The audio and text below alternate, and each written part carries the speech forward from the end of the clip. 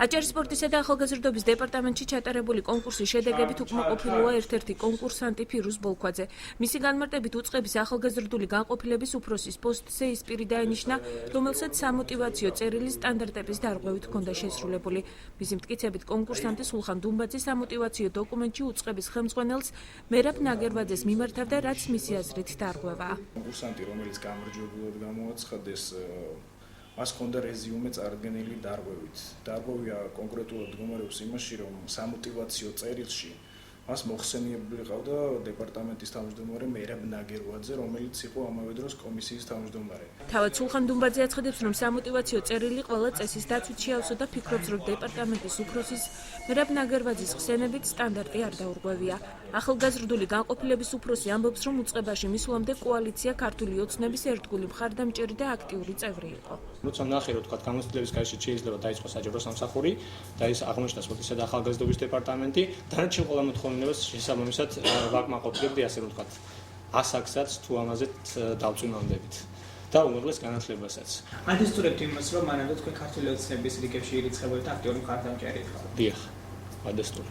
სპორტისა და ახალგაზრდობის საქმეთა დეპარტამენტის უფროსი ირწმუნება, რომ კონკურსი ობიექტურად წარიმართა და მას მესამე სექტორის წარმომადგენლებიც აკვირდებოდნენ. მერაბ ნაგერვაძის განცხადებით სულხან დუმბაძემ გასაუბრების დროს ფირუზ ბოლქვაძეზე უკეთესი შეფასება დაიმსახურა. თქვები, მოგეხსენებათ, როგორც ხდება გასაუბრების მომენტში და ვერ დაიმსახურა იმდენი ქულა, დაუშვათ რამდენიც დაიმსახურა სულხან დუმბაძემ.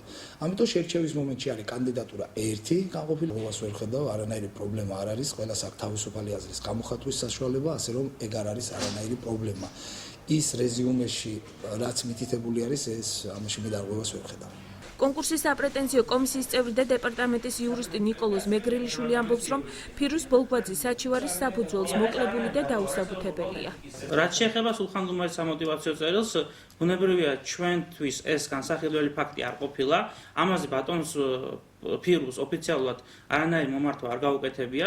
მან მხოლოდ და მხოლოდ ეს გააჟღერა თავისი ოფიციალური Facebook-ის საშუალებით. კონკურსის მიმდინარეობის პროცესს და შედეგებს დადებითად აფასებს არასამთავრობო ორგანიზაცია სამოქალაქო საზოგადოების ინსტიტუტის წარმომადგენელი ნათია აფხაზავა სამოტივაციო წერილში კონკურსანტის მიერ დეპარტამენტის უფროსის მოხსენიების ფაქტს უსიამოვნო მომენტად აფასებს. მე ვფიქრობ, რომ ეს ფაქტი თავისთავად არასასიამოვნო არის, თუ რაღაც იყო ესეთი პრეტენზიები საპრეტენზიო კომისიამ განიხილა ეს საკითხი და ამ შემთხვევაში სხვა ორგანოებიც არსებობს, რომ იმისთვის რომ ესე რომ თქვათ მოახდინოთ რაღაც ზეგავლენა ამ გადაწყვეტილებისადმი, ამიტომ მე მიაჩნია, რომ კომისია იყო ობიექტური. კონკურსის შედეგების გასაჩივრების ვადა ამოიწურა.